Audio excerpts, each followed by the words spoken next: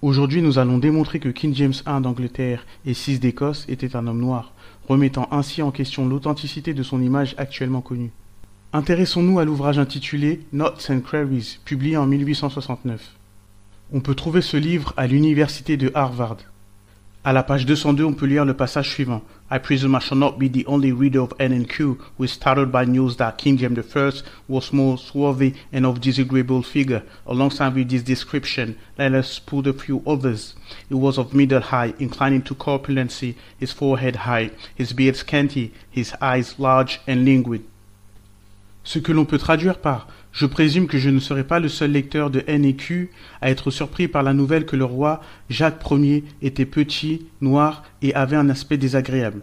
À côté de cette description, ajoutons-en quelques autres. Il était de taille moyenne, inclinant à la corpulence, son front était haut, sa barbe clairsemée, ses yeux grands et languissants. » Regardons maintenant le livre intitulé A New and Full Critical Biographical and Geographical History of Scotland par William Dove, publié en 1749. On peut trouver ce livre à la New York Public Library.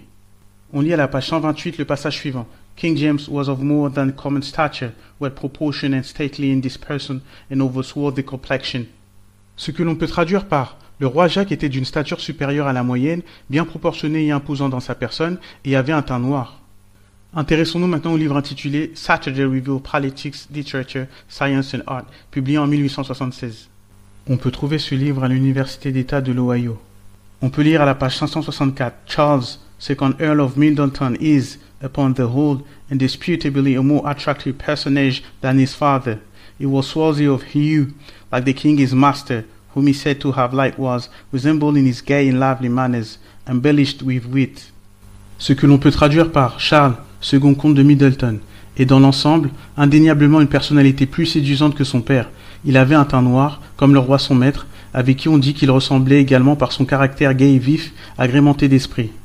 Ici on parle de Charles, second comte de Middleton, qui est un partisan fidèle du roi Charles II d'Angleterre. Le roi Charles II d'Angleterre est le petit-fils de King James, c'est-à-dire le roi Jacques Ier. Penchons-nous maintenant sur le livre intitulé The Works of Jonathan Swift, par Jonathan Swift et Thomas Roscoe, publié en 1843. On peut trouver ce livre à l'université du Michigan.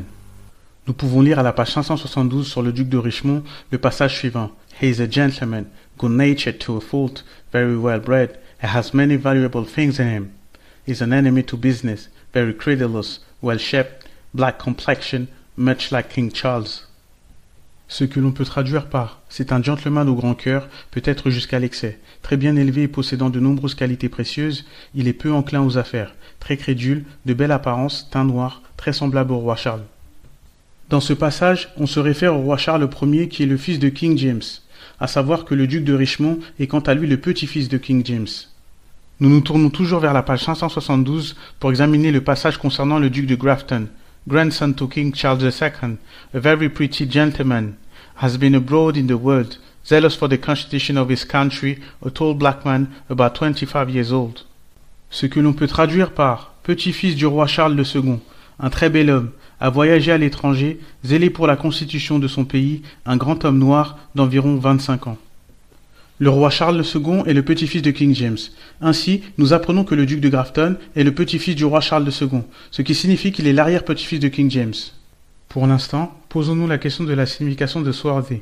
Est-ce un synonyme de black? Ces deux mots sont-ils interchangeables? Pour répondre à cette question, intéressons-nous maintenant au Dictionary of the French and English Languages par Ferdinand Gasque, publié en 1876. On peut trouver cet ouvrage à l'université d'Harvard. On peut lire à la page 386 les termes anglais utilisés pour définir le mot noir en français. On voit donc black, dark, swarthy. Intéressons-nous au livre intitulé Miscellanea Scotica, Memoirs of the Ancient Alliance Between France and Scotland, publié en 1820. On peut trouver ce livre à l'université de Californie. On peut lire à la page 36.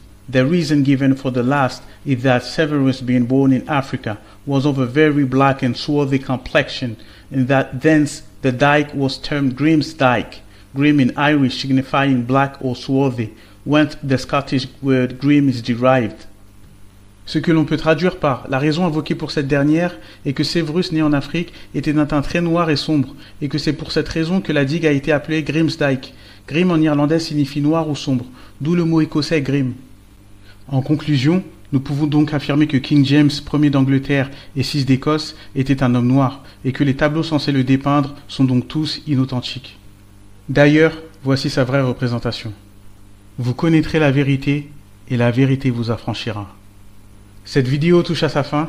Likez, commentez, partagez et abonnez-vous à la chaîne pour que d'autres histoires cachées vous soient révélées. Peace.